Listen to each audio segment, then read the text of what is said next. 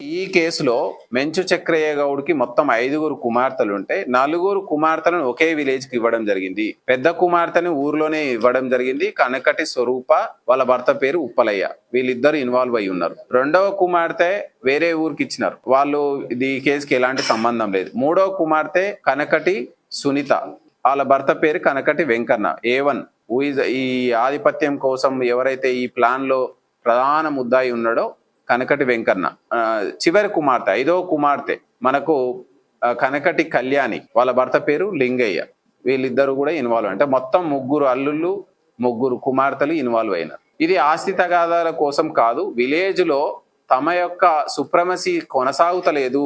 Even మేమందరము, ఎందుకంటే కనకటి వెంకన్న అనే అతను గతంలో మండలంలోనే ఒక ఆధిపత్యం చెలాయించినటువంటి వ్యక్తి. విలేజ్కి వచ్చేసరికి వాళ్ళ మామ మెంచు చక్రయ్యదే నడుస్తుంది. ఇతను అడ్డు తొలగిస్తే నాకు ఎలాంటి తిరుగుండదు అనేటువంటి ఒకే ఒక రీజన్